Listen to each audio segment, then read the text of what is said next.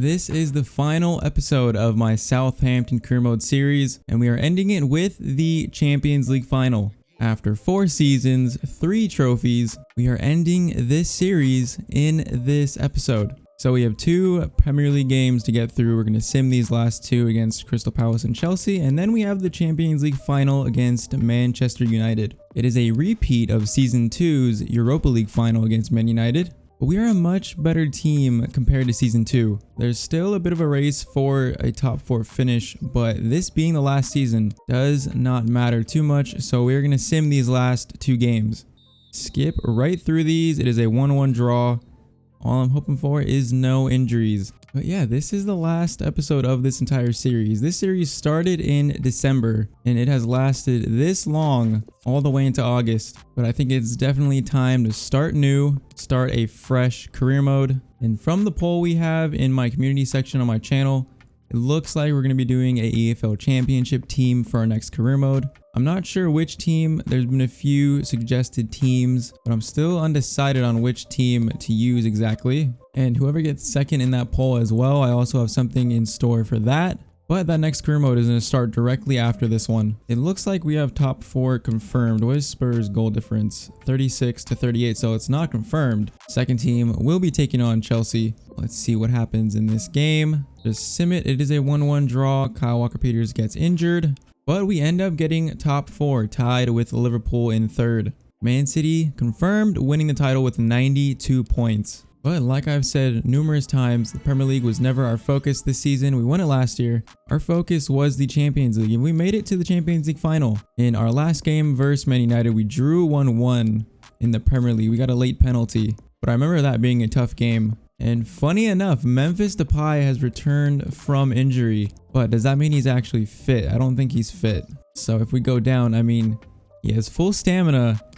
Memphis Depay might be on the bench for the Champions League final. I don't think we could start him. I mean, when was his last game? His last game was like in November, I think. So he is just getting back to fitness before the Champions League final. I just don't think we can start him. I think it makes more sense to start Mina and then bring on Memphis Depay maybe later on in the game. But he's going to have a spot on the bench because Gineppo is injured anyways. That makes things a little bit more interesting. Imagine Memphis Depay coming back from injury and scoring a goal in the Champions League final. That would be insane. But it is time for the Champions League final. But it all comes down to this. We've won the Carabao Cup.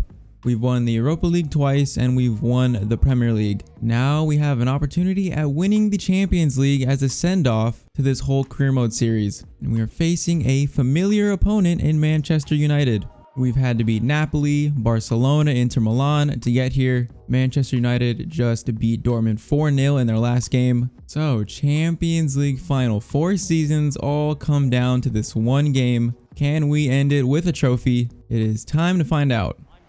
Alright, so we are familiar with Man United, what kind of team they have. We know they have Harry Kane, they have Timo Werner, Jonathan Tah. We know Melendo is a very big threat for them in the offense. But they beat Bayern Munich as well to get here. This is a huge game. Jesse Lingard starting alongside Marcus Rashford. Champions League final. Can we end this entire series on a positive note? It is time to find out. A good start is going to be so important in this game. We need to not let Man United have a good start. That is the key. We need to set the tone. That's how we've won the past few big games, by setting the tone. We need to keep that up. Fekir is in form, scoring I think 3 against Inter Milan, right? As that is an early ball to Fraser down the line. Fraser is going to cut in. Oh, that ball was not where I expected it to be. But yeah, I don't think Man United are going to lie down in this game, which makes me nervous. We need to be strong defensively, not like this. Not like that. As soon as I say strong defensively, it's going to be a corner. Karius punches that out. Santimina is going to be unable to win that. Oh, that's right into whoever this is. Levitt scores for Manchester United 10 minutes in. The ball comes back in and I take control of Ake. I thought it would give me a kanji and I dragged Ake out. It actually was deflected off a kanji. I did not even notice that. That is a very fortunate goal for Man United. We are 1-0 down early on. This is exactly what I did not want. Manchester United to have a good start in this game. That is an early goal for them. We need to have a good response. This has not been a good start for us. Rashford. Karius makes a very good save. Lindelof out of everyone. Gonna have another corner. Corner swung in. Karius another punch out. Volley in, and Didi just clear it. Just clear it. Lindelof on the ball. Rashford. That's another save from Karius. They are putting the pressure on. De La Vega gets that out. We just can't get the ball away. No matter how hard we try, McTominay gets a shot, and that is wide. All right, Man United have had a much better start to this game. That was quite a nerve-wracking, 20 minutes they were attacking, maybe 15 minutes. And Didi gets that into Fekir. Out to Santi-Mina. Oh, that is just not a good ball to Fekir. Our passing needs to be a lot better if we want to get something done in this game. Rashford on the wing into Lingard, back to Rashford, gets a cross in. Nathan Ake can only clear it. Their passing is looking very, very good. Ball crossed in. Karius is forced to make another good save. How many saves has Karius made so far in this game? Corner crossed in. Ooh, that is over the bar from Jonathan Tah. This is not looking good for us. Not looking good at all. All right, 43 minutes played. We need a big improvement in this game. We want anything from it, as Santi-Mina looks like he's taken out there, but that's not a foul. Ball ahead to Melendo. This is going to be the last attack of the first half. Harry Kane, Ake gets that, clears it up to Santi-Mina. No one is there for support at all. And that is halftime. That was a very bad half for us. Our attack is looking terrible. We might need to bring on Memphis Depay. I'm going to give Santi-Mina a little bit longer. I mean, we've had no shots on target, and Man United have had 9 shots, 5 on target. So that pretty much tells you how this game is going for us. We are just struggling to do anything. I don't know what we're doing wrong. My players feel so slow. All the Man United players feel like they are just as fresh as possible. Kanji gets that to Ndidi. Kanji, Frazier. Fekir is going to get out-muscled by Scott McTominay, but that's a foul, actually. This is a decent range for a shot. James Ward-Prowse. This would be huge. James Ward-Prowse greened it, and we hit the post. We hit the post. Wan-Bissaka with the ball out on the edge. He's going to get it back to the middle. Oh, what a goal that would have been. All right, it is time for Memphis Depay. We have to. Memphis Depay is coming on for Santi-Mina. He has been out for the last 7 months. Returns in the Champions League final. Is it written in the script for him to score in this game? We need something. We need something. We need a big change. Hopefully he is going to spark that change. 65 minutes. Time is running out. Frazier and Ndidi. See Memphis Depay. Gets the ball. Just can't get the turn on Jonathan Tah. Man, we just can't create anything. 75 minutes played. I don't think we've had a shot on target yet. Don't tell me Ndidi's going to lose that there. Okay, thank you. My players just feel so slow. There we go. There's a good through ball into De La Vega. What can De La Vega do from this? James Ward-Prowse gets a shot away, and that's a good save from De Gea. Oh, that was our first really good clear chance. Gets a shot away, but just De Gea is there to save that. De La Vega into Memphis Depay. Get it back to De La Vega. Wins it very well, but he's tackled by Lindelof. This just does not seem like our day. So they are coming forward. 85 minutes. Nathan Ake gets a good challenge there. Okay, we'll make some final subs. Højbjerg and then Rashica has to come on for Frazier. 86 minutes. This has not been a good game from us at all. And then McTominay is just allowed all this room to come forward, gets a shot away, and Karius has to save that. All right, corner crossed in. This is it. This is absolutely it. That volley is in.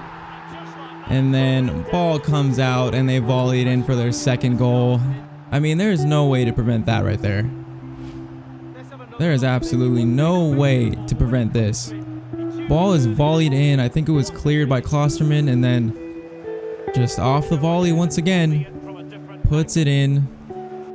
That is truly unfortunate. Karius had no chance there. I mean, we're still going to try and get a goal in this game, but we have been very, very poor in this game. Memphis coming forward. Memphis. James Ward-Prowse. It just sums up our entire game. And we are going to lose the Champions League final. Man United win 2-0. That is an unfortunate way to end this series. But I mean, Man United played the much better game. They pretty much dominated us. We beat them in the Europa League final in Season 2, and they get their revenge in the Champions League final. Scott McTominay, captain of Man United, are going to lift the Champions League trophy. We had a good final season, though. I mean, last season we got knocked out of the Champions League in the group stage. It was a big improvement to make it all the way to the final, just couldn't quite execute in the final. But you'd have to say Southampton have come a long way in 4 seasons, and that was our goal when we started this career mode, was to take Southampton into the top 4, challenge for the Champions League. We ended up winning the Premier League title in the process, which I wasn't expecting, but this is a tough way to end the series. And there you see it, Man United. If you look at the stats, they had 12 shots, we had 3. So that pretty much tells you who dominated that game. They definitely deserved it. I had a bad feeling about that game. This season when we faced Manchester United, they played pretty good, so I had a feeling that game wasn't going to be easy. Did I think we were going to get dominated like that? Maybe not, but that is just sometimes how it goes. So a quick little roundup. Man City win the title. Man United also beat Liverpool in the FA Cup, so that's 2 trophies for them this season. Man City won the Carabao Cup on penalties. AC Milan beat Chelsea 3-0, so maybe they are having a resurgence as well. Just out of curiosity, let's see the other leagues. From the Championship, Brentford, Cardiff coming up. In League 1, PSG, no surprise there. Bundesliga, Bayern, no surprise there either. AC Milan winning the title in Serie A. That is the first time I've seen Juventus lose the title. And out of all teams, it's AC Milan only losing 1 game. They really must be having a resurgence. In La Liga as well, Atletico Madrid beating Real Madrid and Barcelona for the title. So some shock results there in the leagues. Top scorers in the Premier League, Raheem Sterling with 32 goals. We see James Ward-Prowse down in 14th with 13 goals. He had a really good start to the season. Decent middle of the season, and then it kind of slowed down towards the end, but we played a lot of games with the second team, so it is understandable. So final stats, James Ward-Prowse, our top scorer with 21 goals. Fekir with 15, he had a really good season. Adams with 11, De La Vega with 10, Fraser with 8, Rashica with 8, Højbjerg with 8, a lot of people on 8.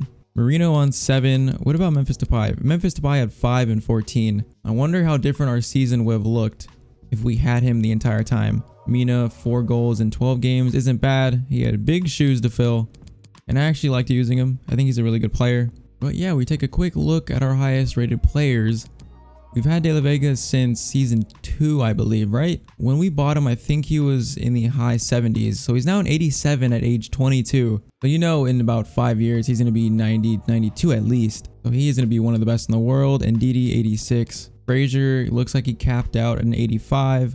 Klosterman still growing, I think, 85, 26. Rashica has gone up to an 85. That's the most growth I've seen out of him in this whole entire series, I believe. James Ward-Prowse finally grew to an 84. He has been struggling to grow this whole entire series, even though he's been by far the best player and my favorite player this whole series. Adams up to an 83. Bednarek, 82. Valerie, 82. Valerie's a really good right back. Even though he's only 82, he definitely feels like one of the best right backs I've used. Højbjerg up to an 82. Ings staying at 77. Obafemi, 76. Did not get to play this much of this season. If we played out this whole season with a focus on the Premier League, he would have played a lot more games, but the fact that we were focusing on the Champions League means he did not play that much. But this is the end of the Southampton Career Mode series. It's very bittersweet to end after losing the Champions League final.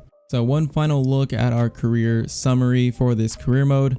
228 games played, 138 wins, 37 draws, and 53 losses. So it says 1 domestic cup and 2 continental cups. So we definitely have a league title in there. So in the first season, we finished 6th. Second season, we finished 9th. And then season 3 was the surprise, finishing in 1st. That was a really, really good season, winning the Premier League. And then this last and final season, finishing in 4th place. Wasn't a terrible season. Made it to the Champions League final at least. And if you look at this, I don't know what Southampton's club worth starts out in this career mode, but currently it is 1.83 billion. The projection is 2.67 billion. Well, that is quite the improvement that we've done over 4 seasons with Southampton. But like I've said, it is time to start a new career mode. Don't think we'll be returning to this series at all. I think 4 seasons is long enough. We won the Premier League, almost won the Champions League, won the Europa League twice. I think it is time to put this series to bed.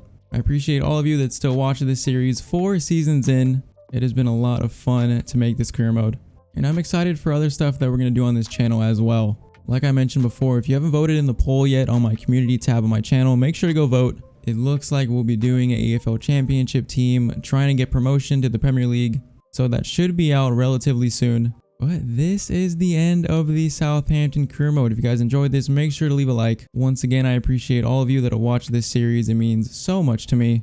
You guys are pretty much what makes this fun to do, so I appreciate each and every one of you. And that is pretty much it. So next career mode will be out very soon. I also have something in store for whoever wins second in that vote as well. So stay tuned. There's going to be new stuff on this channel coming very soon.